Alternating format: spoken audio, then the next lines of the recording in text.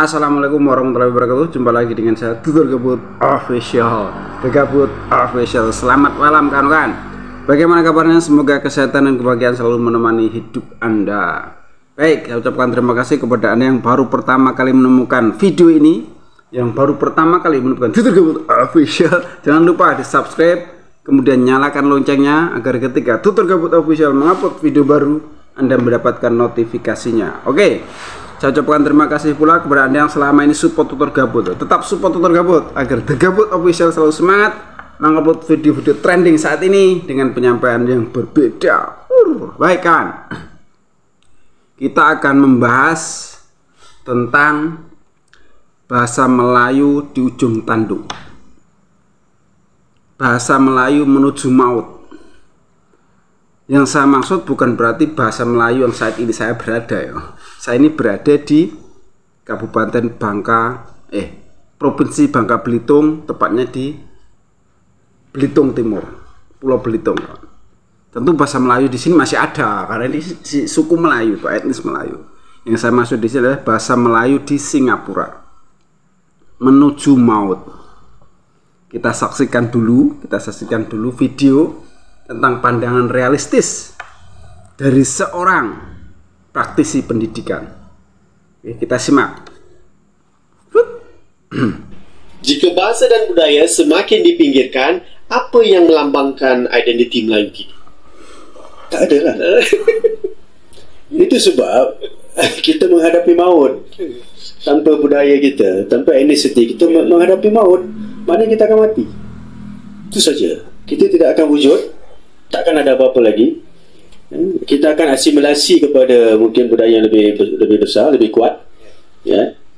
Kerana yang menarik juga di sekolah misalnya, pelajar-pelajar ini mereka mengambil bahasa Melayu tetapi mereka menggunakan bahasa Inggeris. Mereka payah nak gunakan bahasa Melayu misalnya. Ada kumpulan ni, saya kebetulan terjumpa kerana saya sedang melihat sebuah kelas ni. Lalu saya tanya setiap pelajar itu, ya, ini menarik, kerana di sekolah itu ada beberapa bangsa, ya. Malaysia, Indonesia, Singapura dalam sebuah kelas bahasa Melayu. Jadi saya tanya, kemudian dah habis semua, saya tanya mereka di rumah cakap bahasa apa? Lalu yang Indonesia akan mengatakan mereka berbahasa Indonesia, ya. Yang Malaysia akan mengatakan mereka cakap Melayu. Yang Singapura okey, dengan nenek cakap Melayu, right? Dengan mak bapak cakap Inggeris, dengan adik-beradik cakap Inggeris, ya. Okay. Rata-rata semuanya dalam 20 tu, tak silap saya, ada menggunakan bahasa Melayu atau bahasa Indonesia lah, bagi pelajar Indonesia. Jadi persoalannya sekarang, kenapa dalam kelas macam susah nak cakap Melayu? Jadi itu soalannya, kenapa susah agaknya? Jadi timbul tadi, ya, adakah telah dicuci atau apa, atau tanggapan mereka sendiri. Satu lagi aspek ialah mereka lebih mahir bahasa Inggeris daripada bahasa Melayu. Tapi saya panggil budak tu, saya beritahu dia, okey, cakap dengan saya bahasa pasar, bahasa biasa, bahasa mak rocker pun cakap je. Jangan gunakan bahasa baku, tak nak. Dia boleh cakap, kan? Jadi bermakna dia takut nak gunakan bahasa standard kerana dia takut salah cakap. Tapi dia sebenarnya boleh bercakap. Jadi mungkin satu lagi aspek pedagogi lah, kita gunakan untuk menggalakkan budak itu supaya betul-betul dalam bahasa ibunda misalnya. Nah tu, Dr. Bicik. Saya kalau dalam kelas saya mengajar sastra di NUS itu 3 dalam pengantarnya bahasa Melayu. Sastra klasik, sastra moden dan sastra Indonesia. Kalau dalam kelas satu bicara kerana formal, ya. Anak didik saya tu diam, tengok saja. Tak berketik langsung. Tapi kalau dia ajak ke kantin, ya, minum, makan, itu perbualannya rancak sekali. Saya rasa dia dua persona yang lain. Yang dalam kelas tadi diam, yang di kantin tu. Tapi bahasanya apa? Bahasa itu bahasa apa ya? Bahasa gaulan, ya. Bahasa gaulan, ya. Jadi saya fikirkan bagaimana. Tapi kalau saya fikir pula, takkan pula saya masuk dalam kelas nak mengajar bahasa gaulan, ya. Dan saya tidak mampu melakukan bahasa gaulan, ya. Jadi saya rasa mungkin tadi persoalan pedagogi, ya. Apa dialogsia, ya. Dialogsia dalam linguistik, perbezaan antara penuturan dengan apa yang dalam tulisan, ya. Karena kalau Inggeris tak, dia tulisannya tidak ada, sama apa yang ditulis, apa yang dibicara. Saya rasa ini adalah sisi dalam apa ni, tetapi tidak pada bahasa Indonesia. Ya, sama yang dibicara dalam kelas, sama juga yang di luar kelas.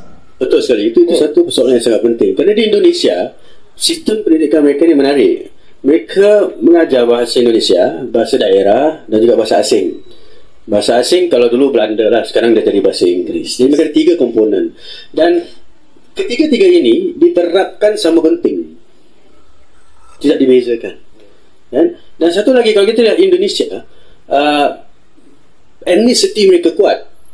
Ya, kuat sekali. Mereka keseluruhan, bukan hanya bahasa itu, tapi aspek-aspek warisan yang lain dan sebagainya dikukuhkan di dalam suasana pembelajaran pendidikan itu sendiri. Dan yang menarik juga, kalau kita lihat kajian di Indonesia misalnya, kita dapati orang Indonesia mereka lebih gemar kepada bahasa daerah mereka daripada bahasa Indonesia pun. Itu satu lagi yang menarik. Jadi situ letaknya di mana kemampuan berbahasa mereka itu, walaupun mereka orang Cina kan, orang India pun, tapi boleh bercakap dengan bahasa Indonesia dengan baik sekali dan fasih sekali, kerana aspek etnisiti itu dikukuhkan dan ditekankan sejak kecil lagi di Indonesia. Mungkin juga ya,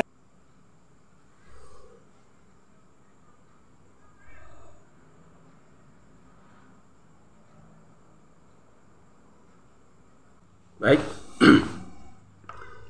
Kita bisa melihat pandangan realistis dari seorang praktisi pendidikan di Singapura. Waktu ditanya,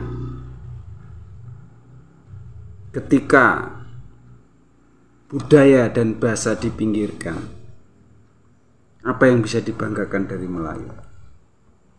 Tak ada bahasa itu, nggak ada. Makanya ketika budaya dan bahasa di Singapura itu dipinggirkan, istilahnya tidak dipakai untuk setiap hari, jarang dipakai, tidak ada lagi yang bisa dibanggakan dari bahasa Melayu itu sendiri. Jadi bahasa Melayu di Singapura, faktanya, realitasnya adalah menuju maut. Tidak ada, menuju maut kita, jelaskan seperti itu. Dan beliau ini istilahnya tidak bermimpi seperti profesor yang di Malaysia tuh. Tidak bermimpi bagaimana menyuruh Malaysia untuk menyematkan di depannya Melayu, tidak. Beliau mengatakan bahwa dia akan berasimilasi ke budaya yang lebih besar, seperti itu. Jadi ini pandangan realistis, karena faktanya di Singapura itu bahasa Melayu sudah jarang dipakai, seperti dijelaskan dari video yang tadi.